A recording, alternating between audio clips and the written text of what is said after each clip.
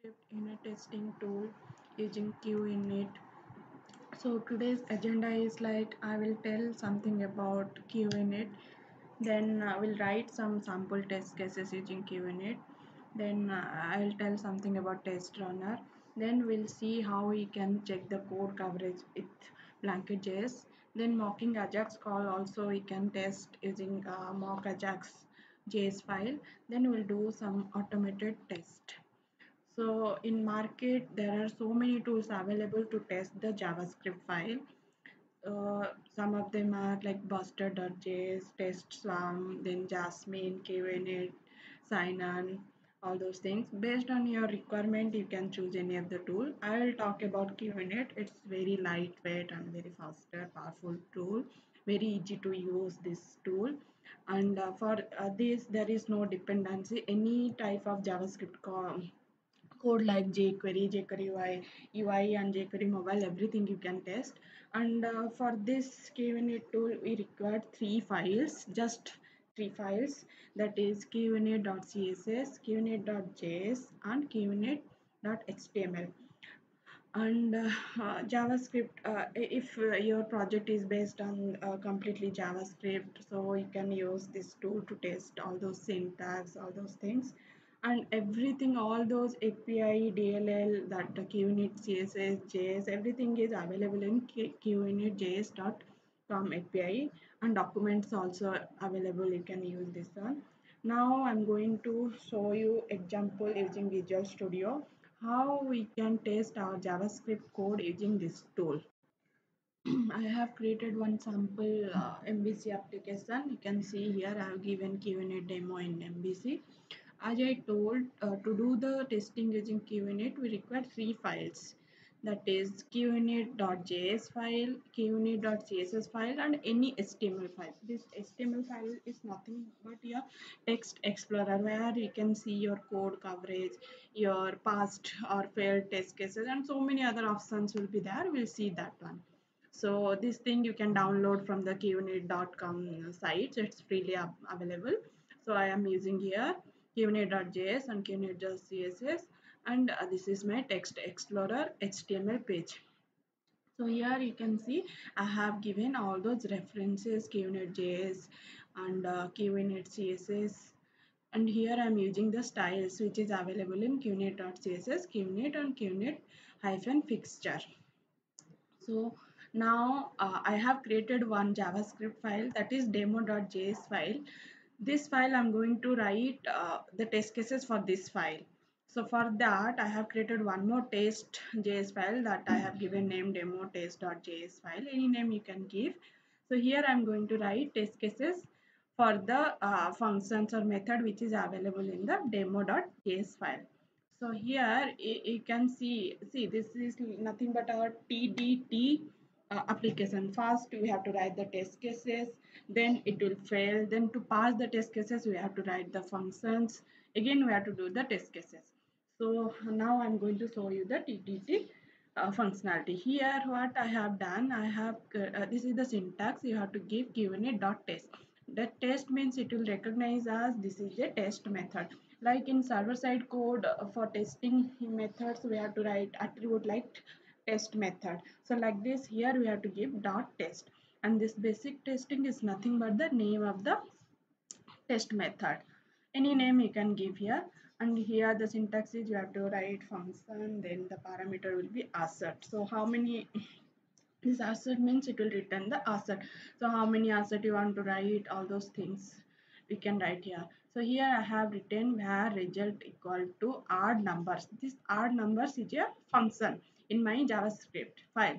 So I'm going to write test cases for this one. This odd number takes two arguments and it will sum those two arguments to integer value, and it will return me the addition of these two numbers. So I'm going to test this one. But now what I have done here, I have commented this odd number. So now this is not available. I have written the test cases. So once I'll run this one, we'll see what will happen. First, initially it will fail. Then once we'll write the odd numbers, it will pass. That I'm going to show you. Let me run the application. So you can see this one. This is my text explorer.html file. This is nothing but a JavaScript text explorer. Here you can see this red color means this got failed. And here you can see this is red color, this is green color, this is black color. That means one test cases was running and zero got passed. That means nothing is passed now. And you can see here the error message, our number is not defined because our number is not there now. I have written the test cases for this. Now once I'll write the test cases for this, we'll see what will happen. Let's see now. Here you can see demo.js. I will uncomment this statement. So now this odd number is available here. And now we'll see, we'll refresh this page. You can see here this got passed. You can see the result expected value should be 5.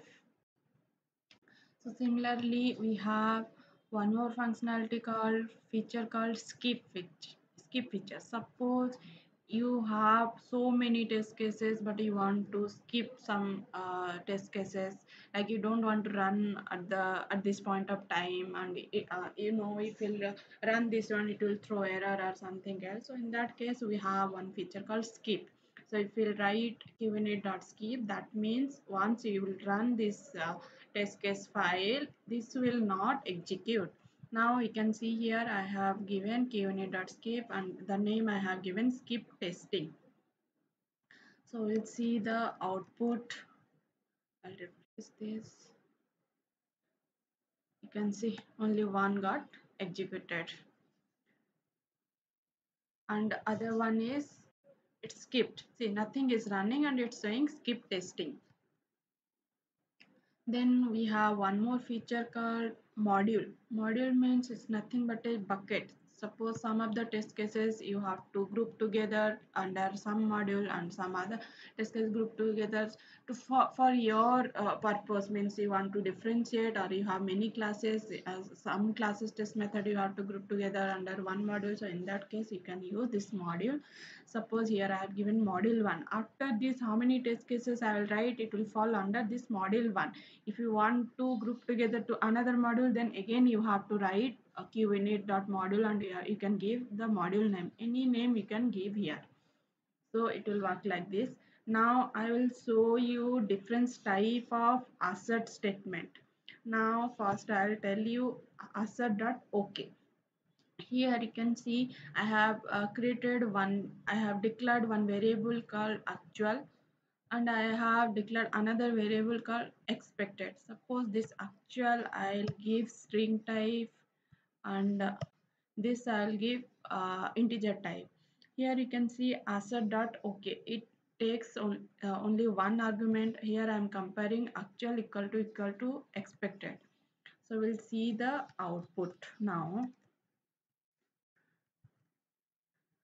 See here what happens, both are equal. It got the output, it got passed, but here you can see data type is string and data type is integer. So what we learned here, in case of assert.ok, it will ignore the data type, so it will just compare with 1 equal to 1 and it's showing the result both are equal. Now we have another type of assert, that is assert.equal. So in this case it takes two arguments. The difference between okay and equal is it takes one argument, it takes two arguments. So here actual and expected, and it will also compare both the variables and it will give the output. Now you can see type of assertions here, it is giving two and both are giving equal. Now we have one more assert, that is strict equal. So in this case also it will take actual and expect. So we'll see what is strict equal. Here you can see it gives error because one is integer, one is data type. In this case it won't ignore the data type, so it will consider the data type. So if we remove this integer if we remove this string variable, now both are integer variable. So in this case what will happen, Now 3 got executed successfully. So this is nothing but types of assertion. As per your requirement you can use. Now I'll tell one more is expect assert. Suppose in your test method you want to this test method expect two assert statements, but you have written only one assert statement. What will happen? So in that case, what you can do, suppose always it will expect two assert statements. So what you can do here, you can mention two.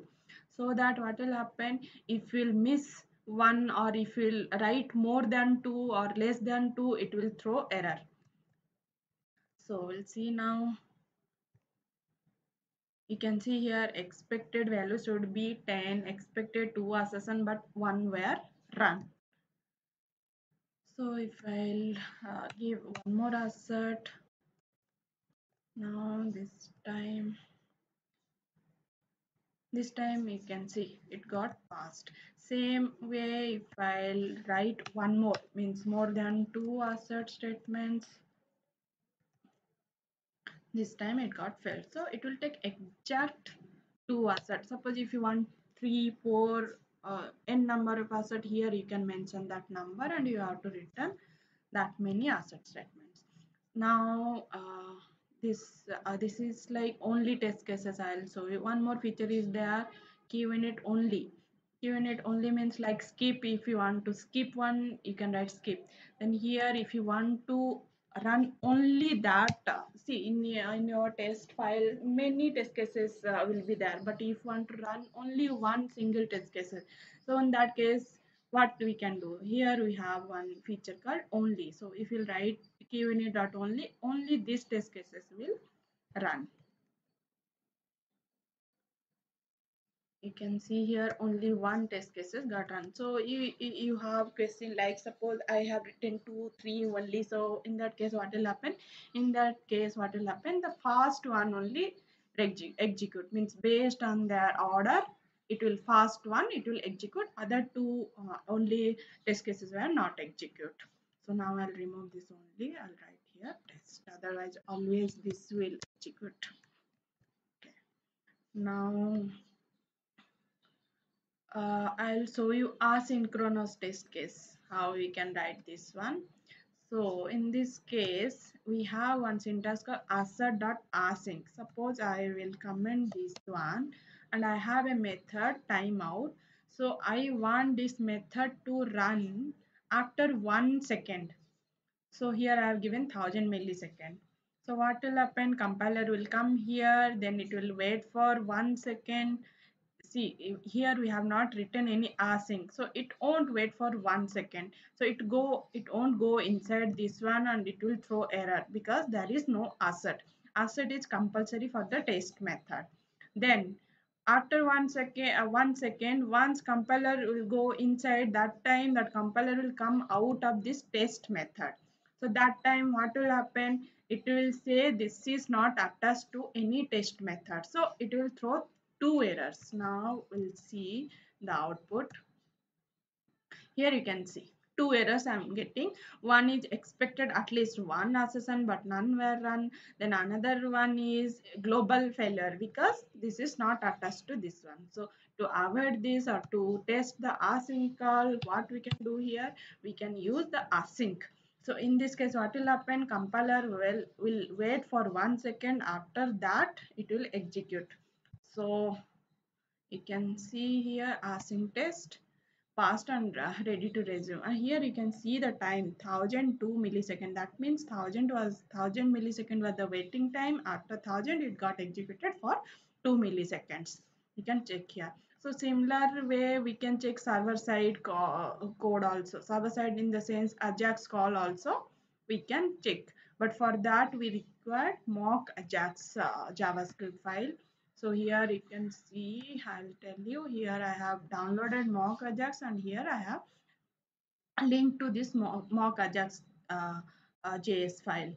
Here this is in my demo.js file, there is a Ajax call and get some from server, and this is the post method index. I have created one controller and here it will take 6 and 4. All the things are there. To do this one, we need mock ajax.js. Without this, we cannot achieve this one. So we'll see this one now. Mocking means what? It won't go inside the function. Whatever value you have mocked, only it will take that one. See here, you can see here, I am passing two arguments. One is 6, one is 4. That means it should give me 6 plus 4 equal to 10. But it will not give me 10 because we are mocking this one. So it won't go inside this function and it won't perform actual functionality. So it will give me whatever value I have mocked. So I have mocked 7. So you can see here, it's showing only 7 should pass. I have written should pass means it will, instead of 7 whatever value I'll give, it will take that one. So that is called mocking. Then one more thing I'll tell you, we have here text explorer, we have three options here: hide past test cases, check for global, and no try catch. So now I'll tell you what is check for global. Suppose in your JavaScript file you have kept some global variable, but in your JavaScript file you cannot check that one because it won't throw any syntax error, nothing. So if you want to check any global variable by mistakenly you have created, so in that case this option is there. I'll show you now that one. Suppose this is my local variable, I'll remove this var, so it will be global variable now. Now, if I'll run this one, it won't throw me error. You can see here because I'm not checking global. Once I will tick this one, it will throw me error because checking for global variable, and this global variable is not globally declared. That's why. So like this, you can check for global. So similar way, hide past test cases. Suppose you want to see only failed test cases. That time you can check this one. Right now there is nothing failed test cases. Once it will fail, it will show you the failed test cases. Then one more is no try catch block. No try catch block means suppose in your test method you have written try catch, but you want to ignore try catch and you want to throw the actual exception. That time what you can do here, you can tick this no try catch block. That means it will ignore the try catch, and if any exception is there it will directly throw. Then one more option is there, all modules. Here you can see I told you, no, module is nothing but a bucket, means you are grouping together. So all those module will come here, and based on that, suppose you want to only execute module one test cases, so you can select this one and apply. So what will happen in this case? Only the test cases related to this module 1 will show you. And filter, this is nothing but a search option. Suppose you want to search some test cases based on their name, argument, whatever it is. This is a free search you can give here. Now I'll give types or something. So if I'll search this one, so see only one got, this is having types. So it will come here. So like this you can search. Then one more main feature I will now tell you, that is called, I'll remove this one so that all module it will. So now one is code coverage. So what is code coverage? Code coverage means you have written number of lines code, but you want to test each and every line. So using code coverage, you can check in the code coverage output. You can see which line is covered by the test cases, which line is actually tested, which line is not tested. So in server side we have that options, but in JavaScript also we can do it. So for that we required one more file, that is called blanket.js. This blanket.js is also available in the internet. You can download and use, and that is also free. Now I'll show you this blanket.js. See how we can see the code coverage. Now if I'll refresh this, you can see here one more option is enabled, that is enable code coverage. So once I'll check this, tick this one, so you can see here blanket.js, and this is the code coverage result. Once you will expand this, you can see how many lines code got executed, how many are not executed. This green means it covered and this red means it didn't cover. So based on that, you can write one more test cases to cover this line, to test this line. So like this you can use this one. So now this is like for beginners, this is, I think this is enough for the beginners to test their JavaScript files. And now I'll tell you uh, how we can download all those files from each side. See, we can download all those CSS file, JavaScript file, and blanket.js. You can download from QNetJS.com from the JS and CSS, and blanket.js file you can download from this one, blanketjs.org. Then mock Ajax, to test the Ajax call, you can download the mock Ajax file from this one. For automated test cases, you can go through this site. And for this session, I'm done. If you have any question, you can post, and just watch my later videos. Thank you, guys.